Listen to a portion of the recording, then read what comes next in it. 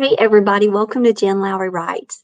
Today it is Preptober time and we are talking about journaling. I listed that yesterday as one of your 7 steps to go out and get a journal. If you have something that's already with you in the house, a 70-page notebook, a 5-star notebook, if you're going to be like that prolific in your journal life, I luckily had one more fresh journal in my closet.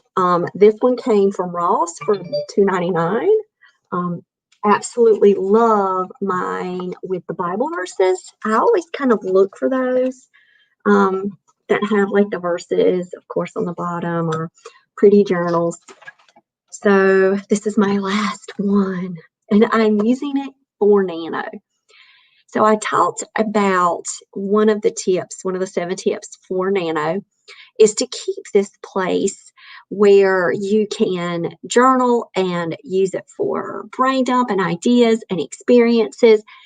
And then I thought about one day I was doing one of the lives and someone asked me, well, can you talk a little bit more about journaling? And I never followed up with that. So I was like, why not try to start breaking these tips down? And let's just kind of go over some of those really cool tips that can help you on your author journey. Now, I want to tell you, I am never very far away from a journal. So yes, I am a huge proponent for writing journals. I do not have a personal journal that I write in. I have an author's journal that is all about my author experiences, my goals, activities, to-do list, ideas, just connections I've made, prayers, verses, like it's whatever it's meant to be for the day. So if you're coming for this video for like how to organize a journal in this step-by-step organizational template, no. I say grab your journal and let it be what it needs to be for you in your life. And I know you're like, wow, that's really not helping me much, but hey, it's a start. So let's talk about first ways to journal, like the tools that you might need. Let's say you do not have this $2.99 Get Up hiding in one of your in one of your book sacks in the closet, just ready to go. Because that's something that I do when I'm out and I see pretties, I will grab them. I love Christian bookstores and I love going in them, and I'm always leaving with more than one journal, and I'll just put them in my book sack in the closet and I'll leave them there, and then I'll just keep taking them out. I'll use them for work. I have a work journal. I use them for my author life. And then I actually had a dissertation journal that I used for when I was in school. So I had an academic journal. So each journal represented a different part of my life. So for my author journal, for this last year, I've moved over to the 70-page spiral notebooks. I've got it like right here beside me. And it just gives me a larger space to write in. And I had it. So I was like, oh, perfect. Let me use this one. And once I fill this one up, I might just go to another 70-page. But this one's going to be my nano journal. And I'm going to keep this. I'm sure I'm not going to fill it all the way up just for the month of November. But what's really cool, that if this becomes my nano journal, then I will be able to have this for my next nanos in 2021. So this would be July's and November's of next year. So let's go ahead. I'm going to mark it and go ahead and set it up.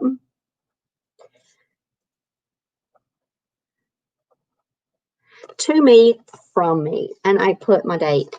And I went ahead and started a list. The first page of my journal are the top 7 reasons why we should journal. And so I can always go back and say, wait, why am I doing this? If I have to convince myself, which I'm pretty sold on this idea, but I did want to write these thoughts down. And I'm going to go ahead and, of course, I'm going to date it. Okay. And as you can see, I always try to think in sevens. I put down a link below that has 83 reasons why you should journal. So you are definitely welcome to check out that website. It's a positive psychology website. You guys know that that's what my dissertation was in, and well-being is a huge component of my life. So I am a huge gratitude proponent as well. And I will tell you one of the number one reasons that I want to convince you to journal is that it can increase your gratitude. And so even if you just start a gratitude journal and you go, wait, what does that even mean again? So like when you're sitting down in your space and you're in your writing zone and you are getting ready to open up your document and you are starting your day with prayer. It can be a prayer journal. It can be a gratitude journal. Right before you are stepping into your written word, then you have an opportunity to write what you're grateful for. And it can put you in a positive place of peace. And so I want to challenge you to check out, just type it in, gratitude journaling, and what does that mean for you? And how can that increase your well-being? Hey, Curious George. So we are talking today about journaling. Got this beauty right here. And the number one reason is that it can increase your gratitude and what you are grateful for. And it can help you as soon as you write those words, if you feel like that is enough and it puts you in that positive place of peace, then you can attack that page that you've got in front of you and you've released some of that positivity, some of that energy can then flow right with you as you are going to write your manuscript. So that is my first tip. So my second tip is that it can also help you to become accountable for your goals. Now, I have a writing group that I love dearly, the WWJs. We are the Writing Warriors for Jesus. And those ladies, they hold me accountable. They keep me on my toes. And I can share with them goals that I have. And we talk about deadlines and dates. And we look at long-term goals and short-term activities. But I also spend time in my journal writing those down before I go out and speak those goals. So I do believe that the process of actually handwriting or typing your goals, so let's say you don't have a journal like this, go and pull up a Google slide and create your own journal. And each slide is a brand new day. You can add images to it. You can change backgrounds. You can put your own verses in there, own inspirations, but make yourself your own digital journal if you need to. And hold yourself to your goals. And if you date them and you look at them and say, wow, I overreached here, well, then that's a great thing to do. It's to become self-aware and to reflect. And there again, that's going to be number 3. That is another reason why it is important that you have a journal, because it can increase your self-awareness. You may not even know the patterns of the behaviors and the patterns of the speech and the thoughts that you have until you actually write those things down. And then you can look back and you can say, oh, okay, maybe that was the reason why I stood in my own way. Or maybe that thought right there really changed the course of my mood. So actually becoming more self-aware can help you as you are moving throughout your day-to-day life. Now think about your author world. Now I'm going to tell you, characterization is key for us. If we can build authentic characters that when someone picks up Sweet Potato Jones and then they start asking me, is she real? Like, who is this family? Come on, tell me. You got to know them. Like, for real. Well, it's because they're like these 3D people walking around. They're just us. They're out there. Characters are us created. And so you never know where your self-awareness And your thoughts and behaviors and actions that you're putting in this journal can actually come out in a character. So think of it as maybe possible character sketches for the future. Okay, so number 4, I'm all out of order here. I did not go down the list. Started with gratitude, which was actually number 5 on my list. You see what lists do for me? Okay, so I think I'm on number 4 now. Let's see. Accountability, gratitude. Hey, Anne. We are talking about journaling. Anne is over on YouTube. Curious George is over on Twitch. We are talking about journaling. So Anne loves to journal. So Anne, you can give tips right in the comment section. But the first one we talked about is gratitude. We also talked about noticing patterns in your thinking, because then you can become more self-aware and become more reflective. And I did give reflection questions to the WWJs. If you guys need any of those reflection questions, just email me at jenlowrywrites@gmail.com, and I can send you those reflection questions that can help you look back over an event, an activity, whatever it is in your author life that you did, to reflect on that with some detailed questioning. Can really help you become more self-reflective. So, okay, the next one I want to talk about is that sometimes you need a place just to declutter your mind. You just need a place maybe to stick an emotion there, or to stick a feeling somewhere where it might be stuck within your brain and it might be clouding up space. And you might need to just take it out. And you can't really pluck it out, but you can write it out. So I would suggest that you use your journaling space to capture some of the things that are cluttering up your mind or your heart, and allow it to just have a place to live other than your brain. Because sometimes our brains can feel like a pinball machine, and we've got that one emotion and it just keeps barreling and clinging and clanging, and the noise gets louder and louder. And the best thing for you to do is to be able to stop, have a space to write those things down, get them out of your brain. So then if you need to go through that self-awareness and that reflection, you have it there on the paper. And then you can have this freedom, this feeling that now you can go and actually write. Like you can actually write the other story, because whatever is going on with your story, your life is taking over. So I would say really think about decluttering your mind. Anne said journaling is a great way to brainstorm your novel. And I did not list that one as my top 7 reasons. And that's why when I put down the 83 benefits of journaling for depression, anxiety, and stress from positivepsychology.com, and they give 83 benefits. You guys, we could talk about journaling all day long. And we can come up with different ways that it benefits us as authors. And so Anne uses it as a place to brainstorm her novel. So that is really cool, guys. So thank you, Anne, for sharing that one. So I want to also say that another one that, okay, it promotes and enhances your creativity. So for me, I love to scribble and I love to make doodles. And here I am with the weirdest looking journal. It does not just look like this beautiful penmanship. It is a bunch of mess on paper. And I love that mess. And I'm always writing it this way and that way and turning it sideways and just drawing out.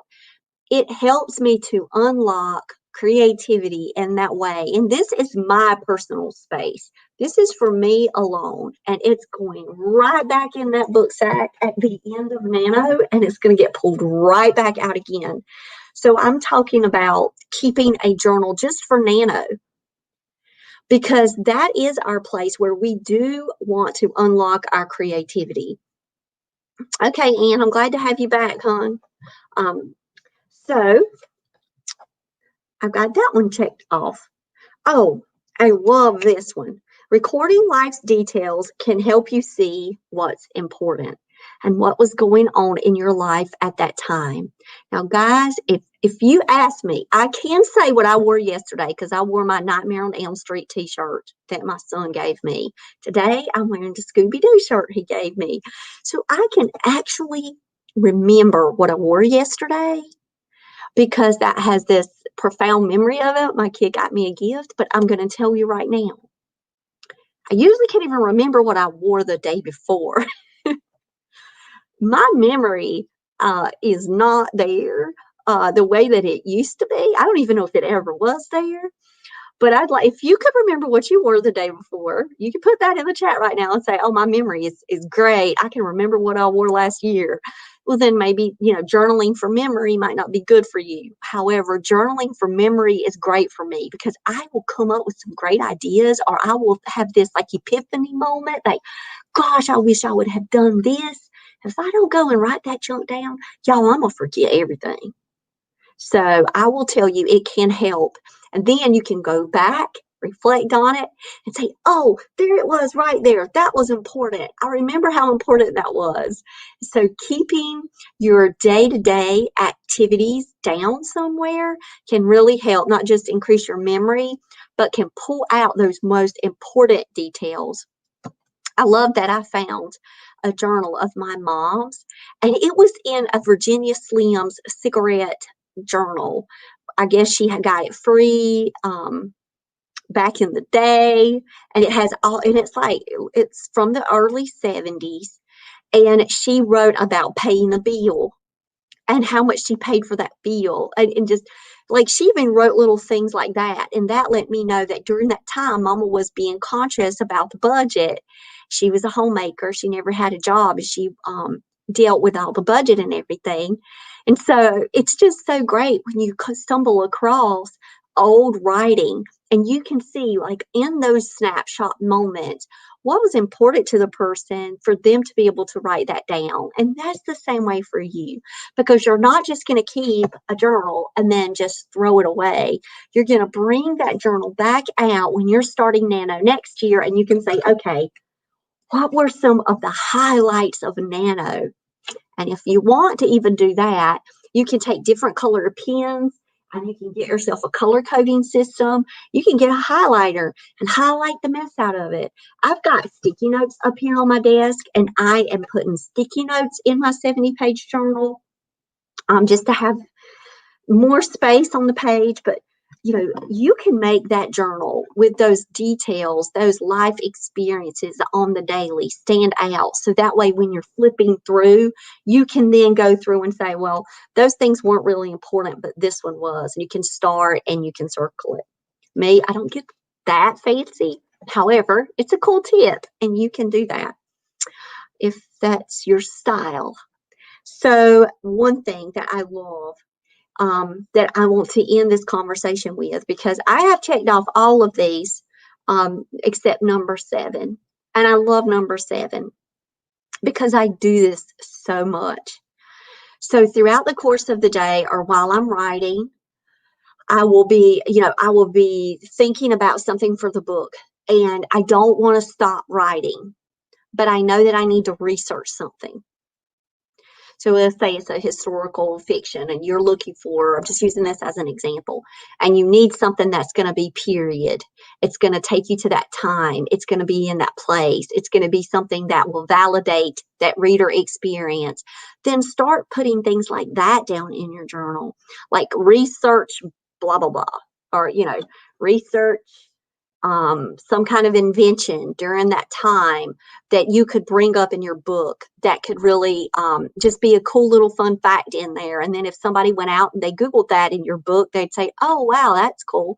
So when I was writing the Hartwell Chronicles, I was actually having to Google and research different types of ghost hunting equipment that is typically used. And yes, I have seen ghost encounters, and I can watch those shows all day long, but I wanted to get like all of the different gadgets and then create my own types of gadgets.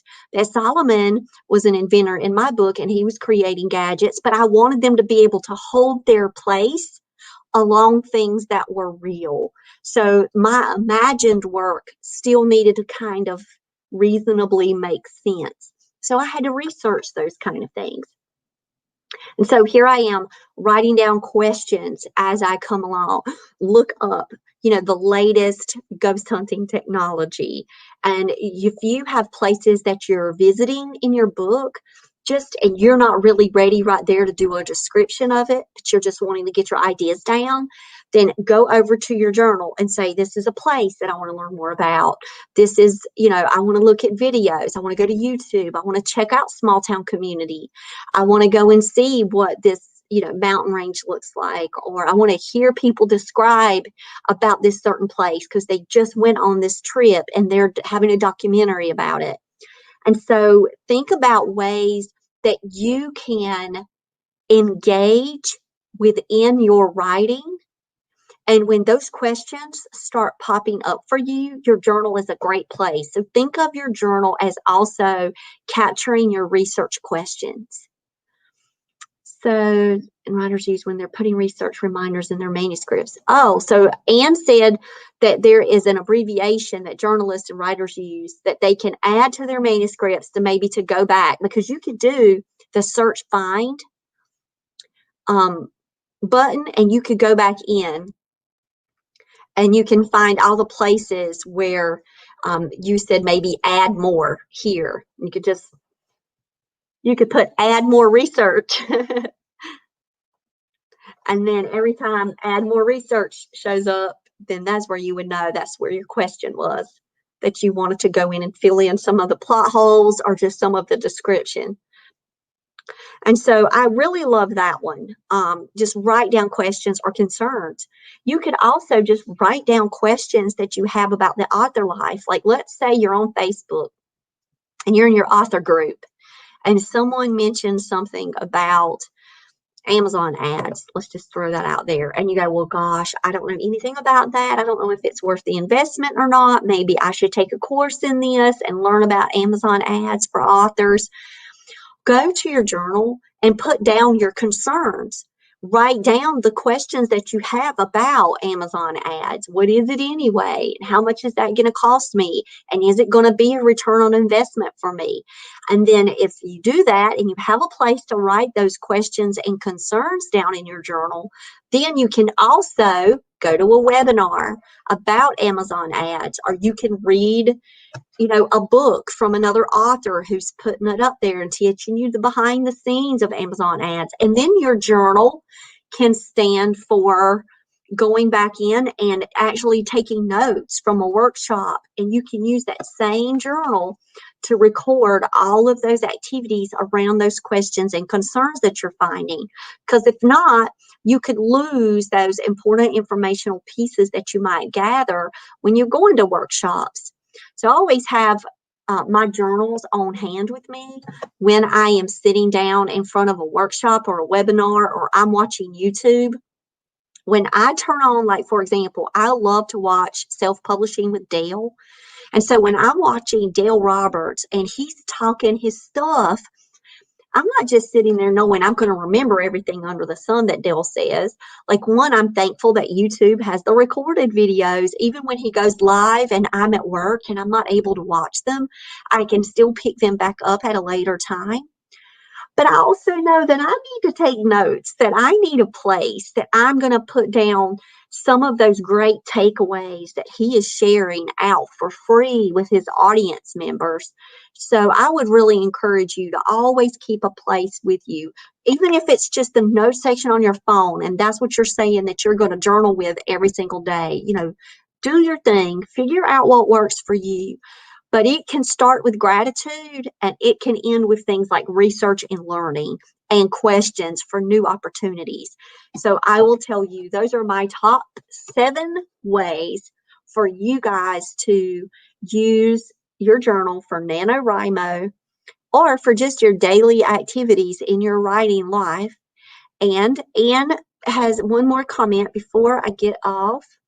Anne said, get ref stands for get references. Oh, yeah, Anne. So when you put something like that in there, and then when you do the search and the find, you're never going to have that anywhere else, probably in your manuscript. So that will stand out to you, and it'll allow you to quickly find those places where you needed to do some kind of plot holes or something.